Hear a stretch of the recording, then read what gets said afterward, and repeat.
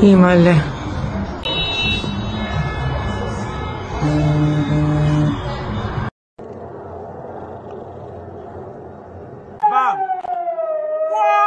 President came in on why you're leaving the G7 early for Washington. Well, I have to be back. Very important. I want to just thank our great host.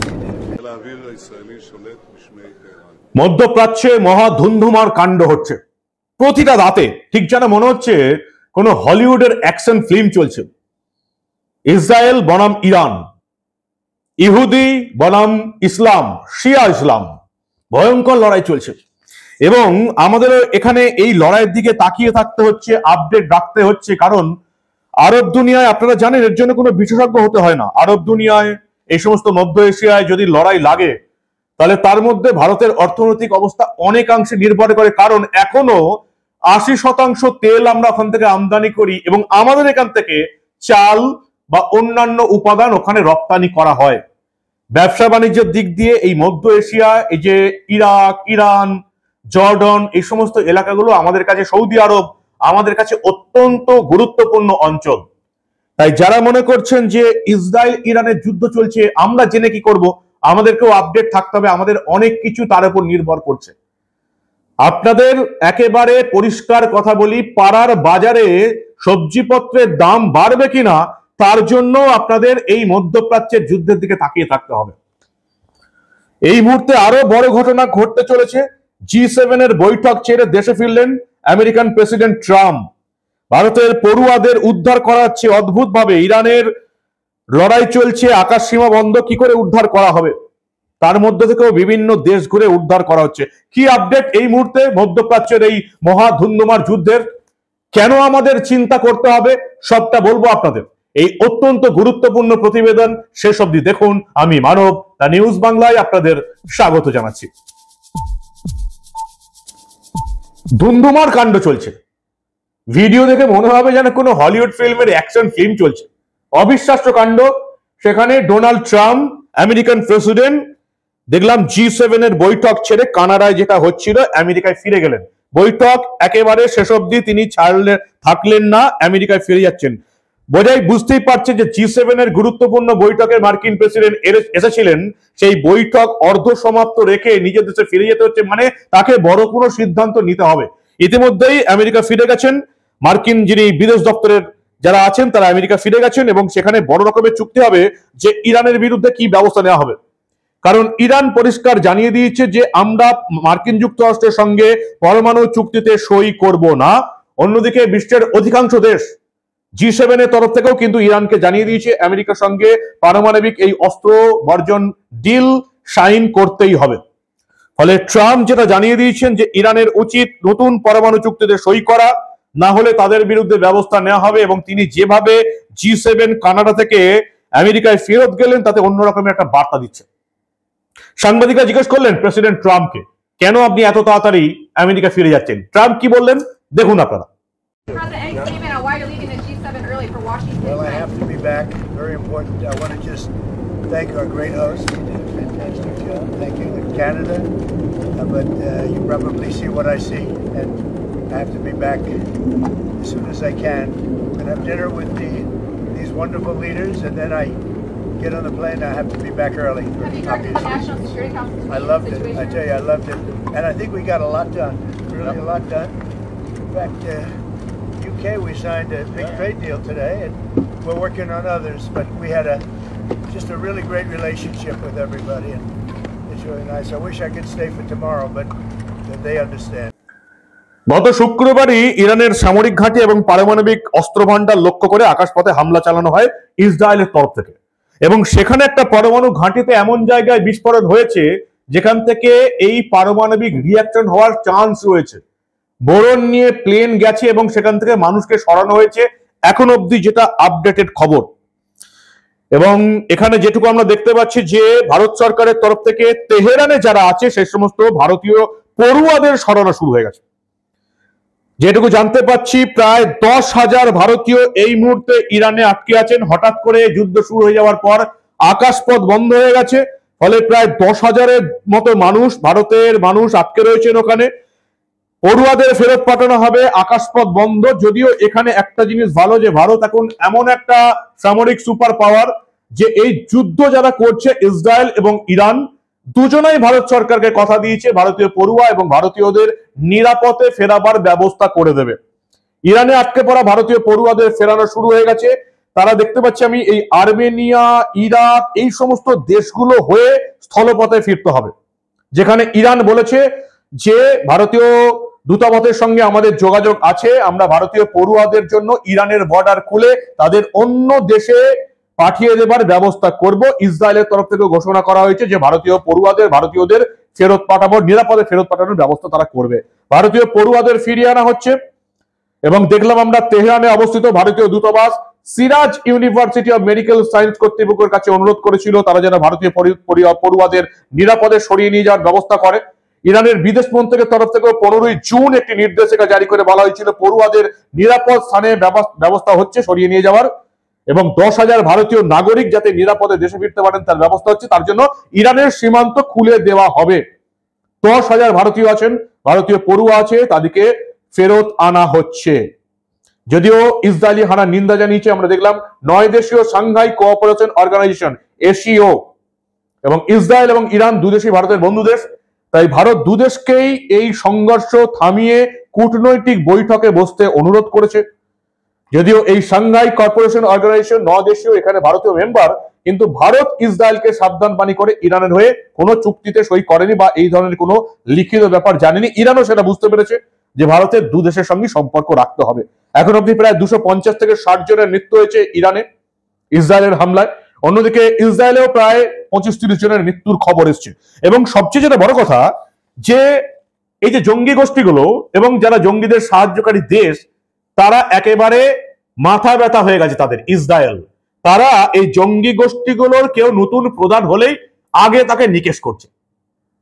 আপনারা হামাসের ক্ষেত্রে দেখেছিলেন, যেই হামাসের প্রধান হচ্ছে নিকেশ। হিজবুল্লাহর ক্ষেত্রে দেখেছেন, হিজবুল্লাহর অধিকাংশ অফিসারদের উড়িয়ে দেওয়া হয়েছে।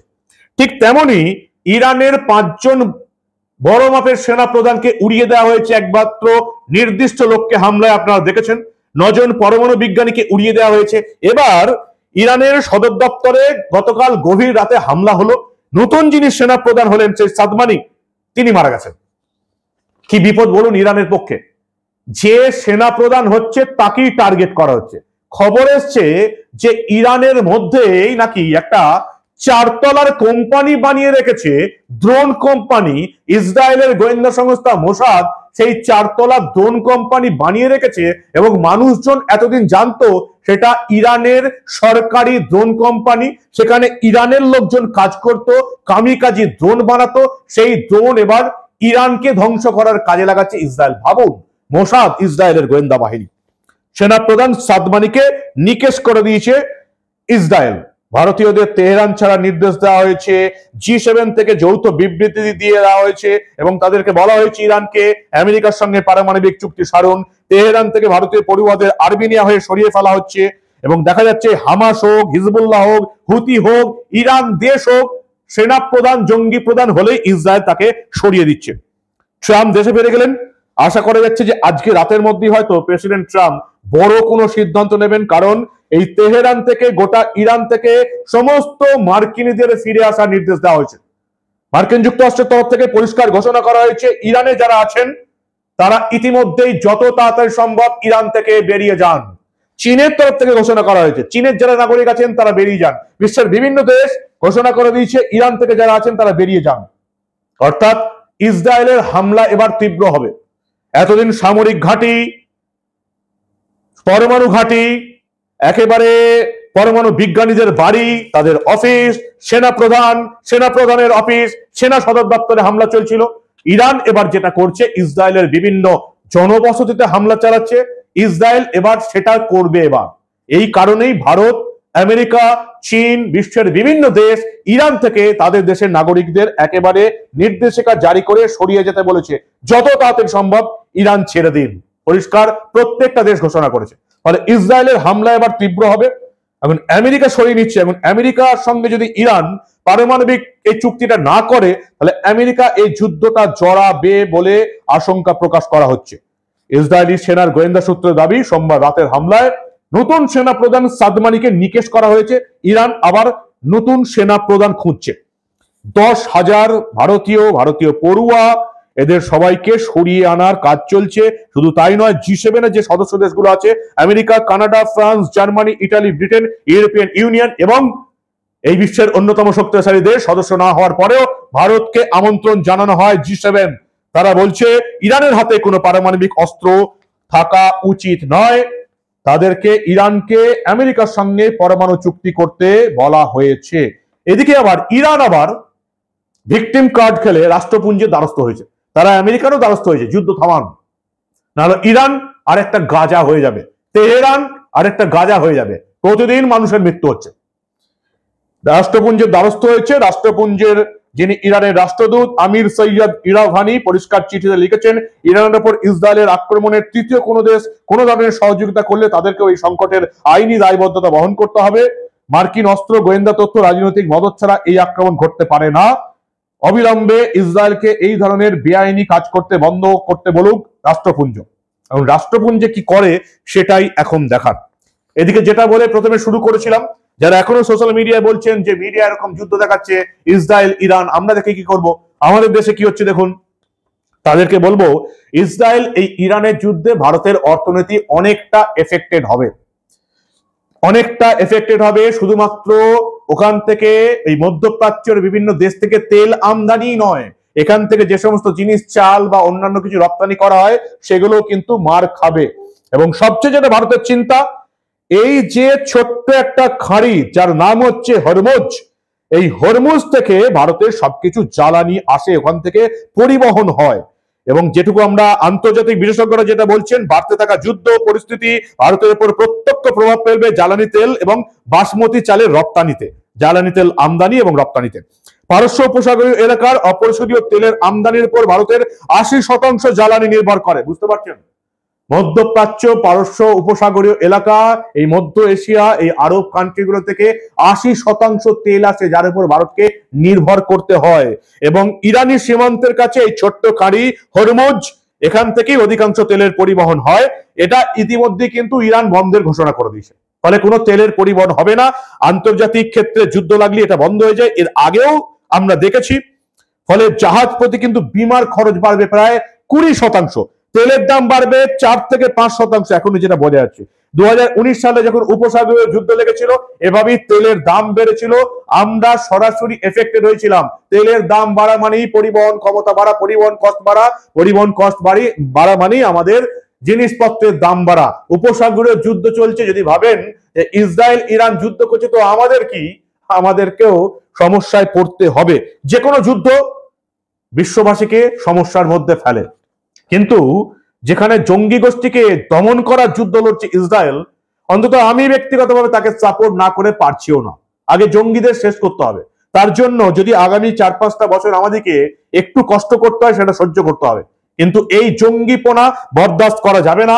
এই হুতি, হামাস, হিজবুল্লাহ, এই জঙ্গি গোষ্ঠীকে ইরান যেভাবে সাপোর্ট করছে, তাদের হাতে যদি পরমাণু লেগে যায়, যেটা সম্ভাবনা রয়েছে আগামী কয়েক বছরের মধ্যে, তাহলে কিন্তু গোটা পৃথিবীর পক্ষে বিপদ। আরেকটা আছে এই যে চাবাহার বন্দর ইরান, আপনারা প্রত্যেকেই জানেন, এর জন্য কোনো আন্তর্জাতিক বিশেষজ্ঞ হতে প্রয়োজন হবে না। এই চাবাহার ইরানের এই বন্দর, এখানে ভারতের দীর্ঘমেয়াদী বিনিয়োগ রয়েছে। ভারত এই চাবাহার বন্দরে ইনভেস্ট করেছে দীর্ঘমেয়াদী, আজকের কথা নয়, বহু বছর ধরে রয়েছে। এই বন্দর যদি বন্ধ হয়ে যায়, ভারতীয়দের ফেরত আসতে হয়, তাহলে কিন্তু অনেকটা ক্ষতি হবে ভারতের অর্থনৈতিক দিক দিয়ে। ওমানের উপসাগরীয় এলাকায় অবস্থিত চাবাহার বন্দর হলো আফগানিস্তান এবং মধ্য এশিয়া ঢোকার ভারতের প্রবেশ পথ, গেটওয়ে। এতে পাকিস্তানের সাহায্য ছাড়াই ভারত এই অঞ্চলে, এই মধ্যপ্রাচ্যে যোগাযোগ রাখতে পারে। ফলে এই চাবাহার বন্দর যদি বন্ধ হয়ে যায়, ভারতের পক্ষে অত্যন্ত সমস্যার।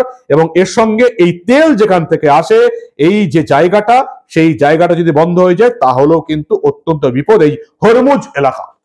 ফলে ইরানের জন্য এই হরমুজ এলাকা এবং চাবাহার বন্দর ভারতের অত্যন্ত চিন্তার কারণ।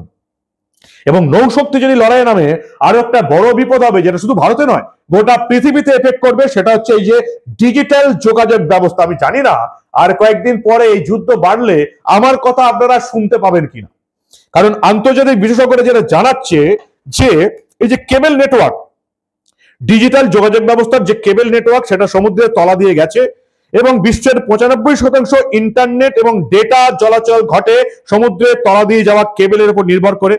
Europe India gateway flag fibre optical link around the globe and sea me with 5 south east Asia, middle east, western Europe.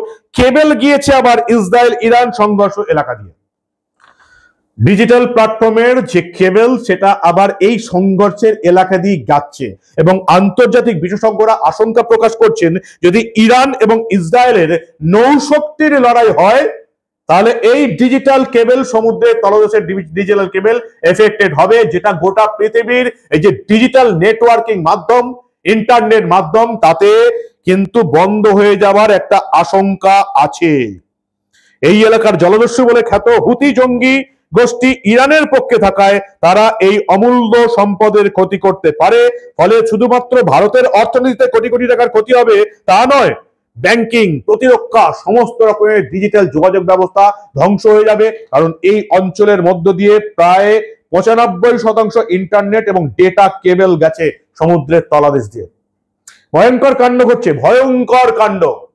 এই কাণ্ডের জল কতদূর এগোবে সেটা আগামী কয়েকদিনের মধ্যেই বোঝা যাবে। এবং ডোনাল্ড ট্রাম্প কেন কানাডা থেকে G7 এর বৈঠক এত তাড়াতাড়ি ছেড়ে দিয়ে আমেরিকা ফিরে যাচ্ছেন সেটাও আমরা হয়তো আর কয়েকটা ঘন্টার মধ্যেই জানতে পারবো। বিপদ কিন্তু আমাদের মাথাতেও আছে, ব্যবসায়িক বিপদ, যোগাযোগ ব্যবস্থার বিপদ। তাই ইরান এবং ইসরায়েলের এই মধ্যপ্রাচ্যের যুদ্ধে মহাধুন্ধুমার কাণ্ডের দিকে আমাদের নজর আছে। এই ইহুদি বনাম ইসলাম এই যুদ্ধের দিকে আমাদের নজর আছে, আপনারাও নজরে রাখুন। যতটা আপডেট পাবো ততটা এই মধ্যপ্রাচ্যের লড়াইয়ের খবর আমি আপনাদের দিয়ে যাব, কারণ এই ধরনের আন্তর্জাতিক খবর চেপে রাখতে দেব না।